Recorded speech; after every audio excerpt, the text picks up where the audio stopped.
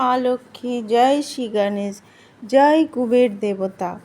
আপনাদের সকলকে ধনতেরাসের পার্বণে অনেক অনেক শুভকামনা এবং অভিনন্দন। এই পার্বণ হিন্দু শাস্ত্র অনুসারে কার্তিক মাসের কৃষ্ণপক্ষের ত্রয়োদশী তিথিতে পূজা পালন করা হয়, আর এটি 5 দিবসীয় দীপাবলির উৎসবের প্রথম দিন হয়। এই ধনতেরাসের দীপাবলির মহোৎসব আরম্ভ হয়, যা অমাবস্যার রাতে মা লক্ষ্মী পূজার থেকে ভাইফোঁটার দিন পর্যন্ত চলতে থাকে। ভক্তগণ, স্বাগত আপনাদের মা লক্ষ্মীর এক খুবই সুন্দর ভিডিওর মাধ্যমে। আজ আমি বলতে চলেছি, সাল 2025-এ আসতে চলেছে সবথেকে পবিত্র উৎসব ধনতেরাস, যেটা মাতা লক্ষ্মীকে সমর্পিত হয়। ধনতেরাসের উৎসব হবে হিন্দু পঞ্জিকা অনুসারে এইবারে 2 দিন পড়েছে। ভক্তজন বলা হয়ে থাকে যে ধনতেরাসের ওই রাত হয় স্বয়ং মাতা লক্ষ্মী, ভগবান ধন্বন্তরী এবং ধনের অধিপতি কুবের দেবতা এই ত্রিদেব রূপে পৃথিবীতে বিচরণ করেন।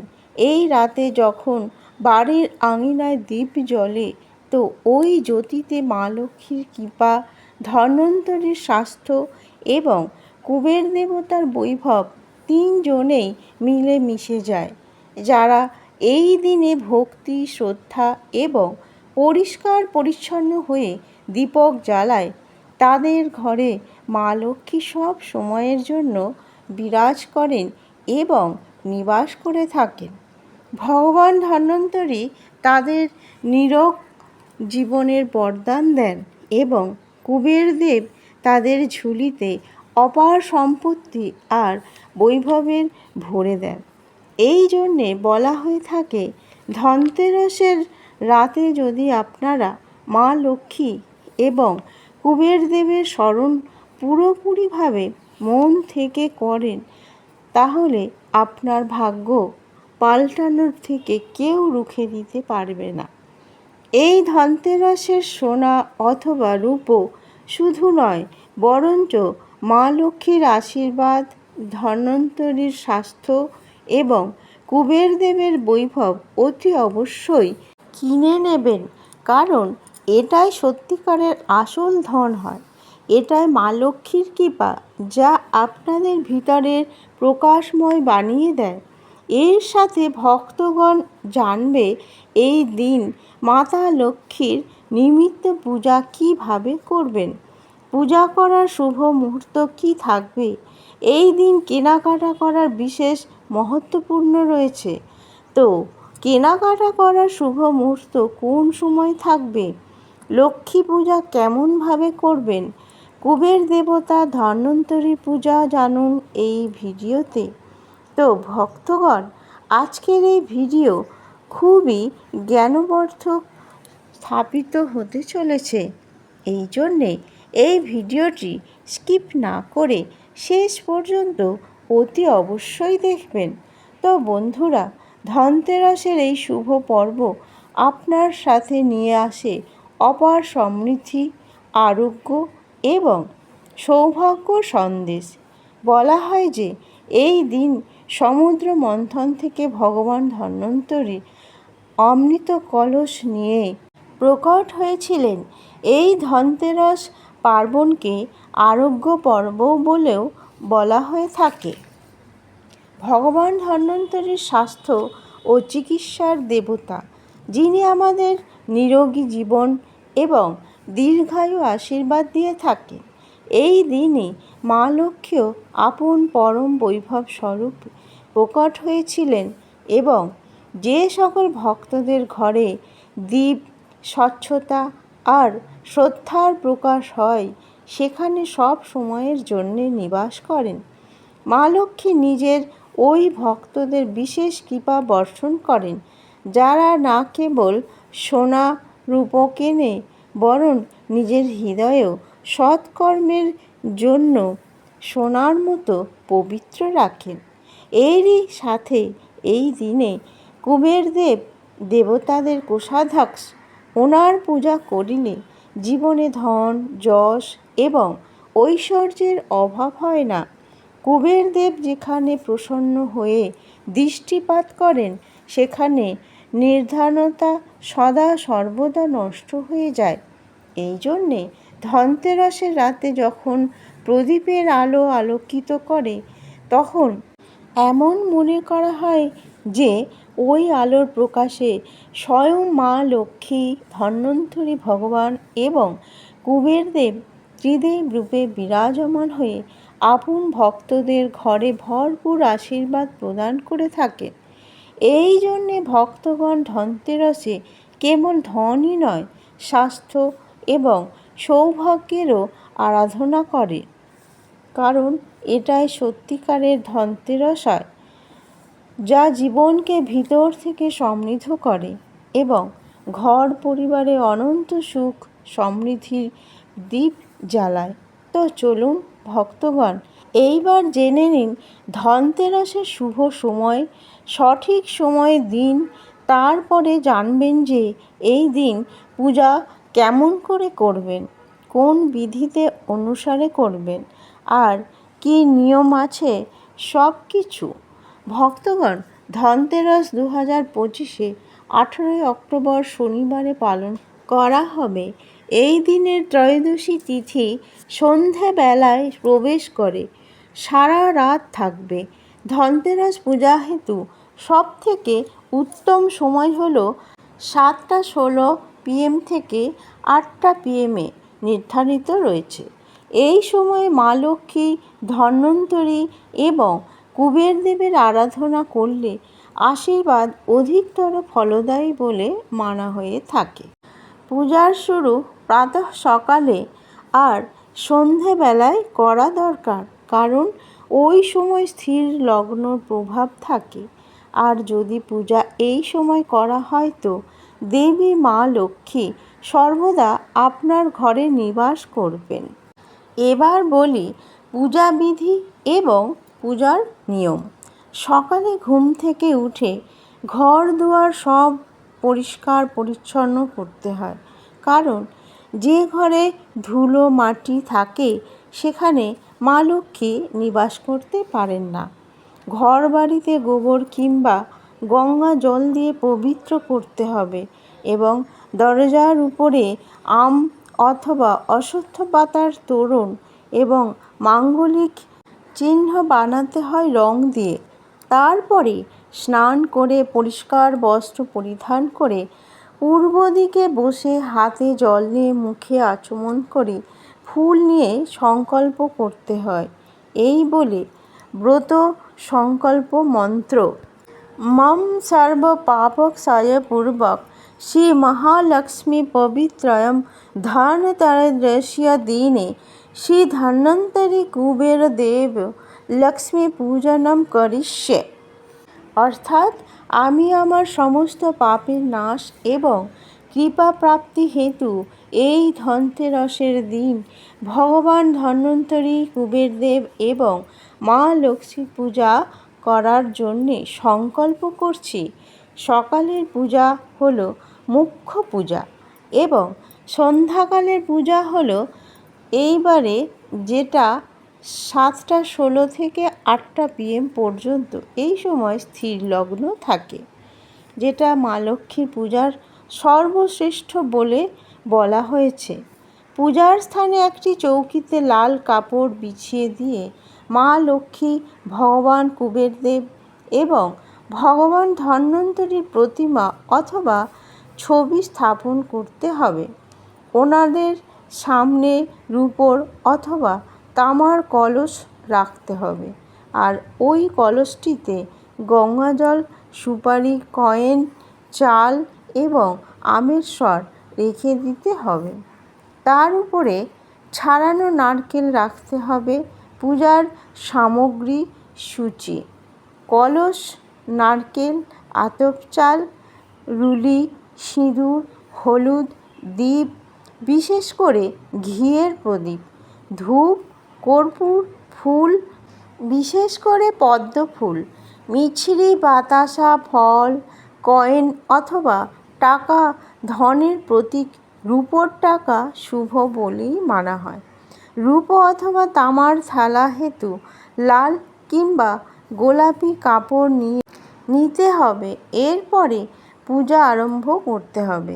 দীপ জ্বালিয়ে আহ্বান করতে হবে। সন্ধ্যাবেলায় মা লক্ষ্মীর আহ্বান ঘিয়ের প্রদীপ জ্বালিয়ে করতে হবে।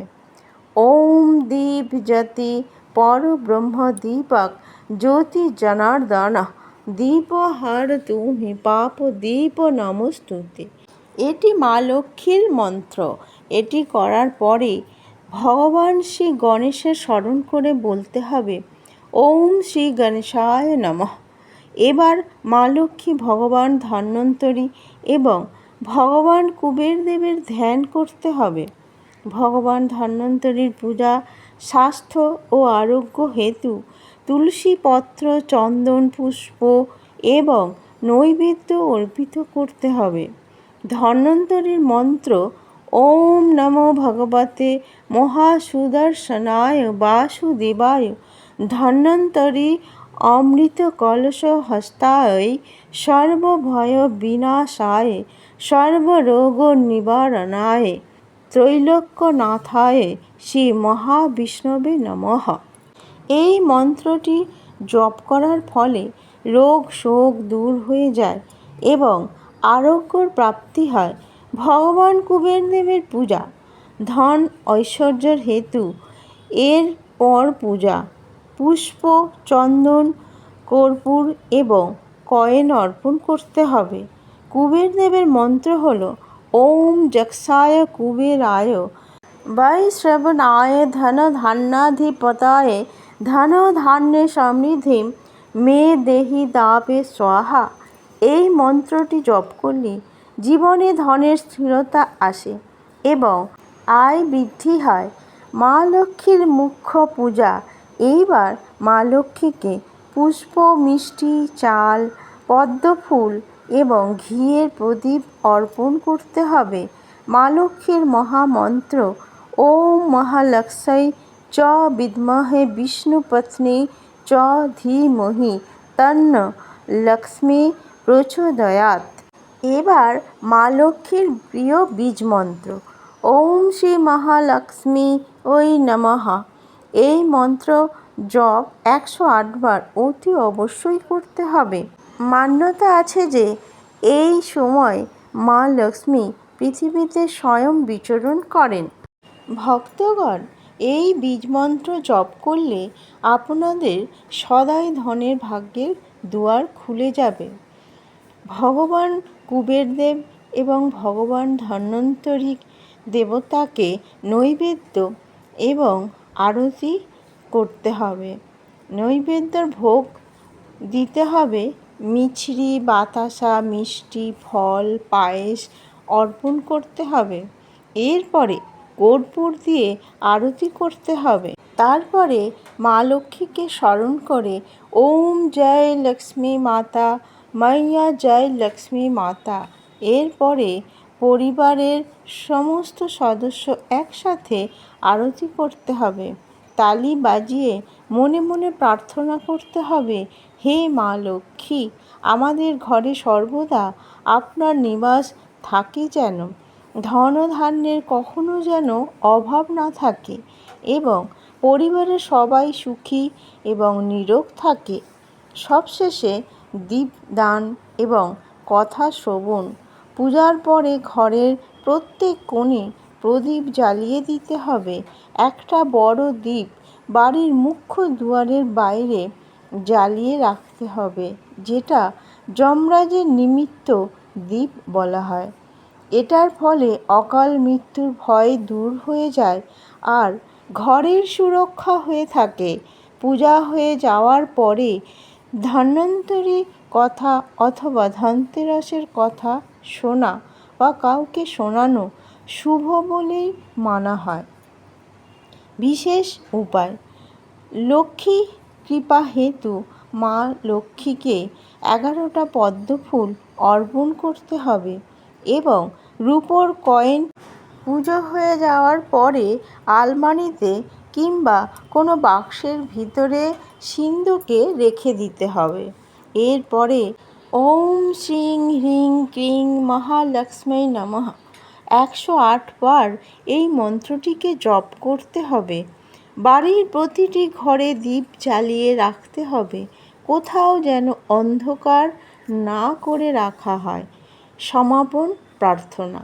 হে মা মহালক্ষ্মী, হে ভগবান ধন্বন্তরী, হে ভগবান কুবের দেব, আমাদের জীবনের থেকে রোগ দরিদ্রকে দূর করে দিন। আর আপনাদের কৃপায় যেন সবাই সুখে শান্তিতে বসবাস করে।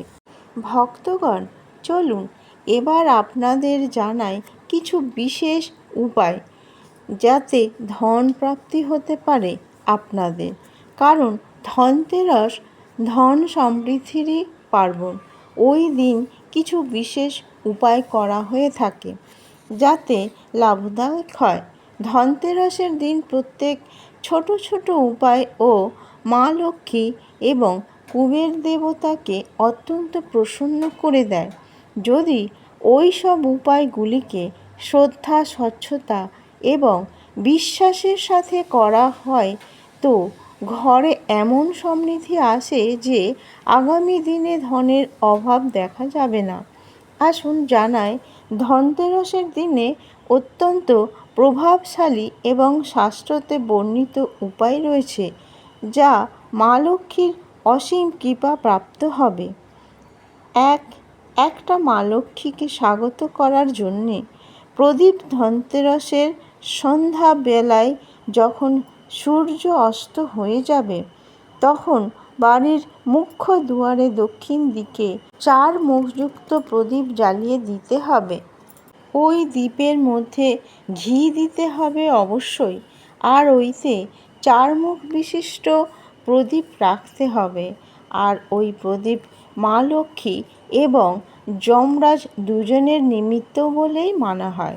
বলা হয় যে এই রকম প্রদীপ জ্বালালে ঘরের মধ্যে কখনো দরিদ্রতা প্রবেশ করতে পারে না এবং মৃত্যু ভয়েরও নাশ হয়ে যায়। প্রদীপটা জ্বালানোর সময় ওই মন্ত্রটা বলবেন, ওম দীপক জ্যোতি পরব্রহ্ম দীপক জ্যোতি জনার্দনঃ দীপ और तुमे पाप दीप नमस्तुते। এবার কুবের দেবের সঞ্চয় উপায়।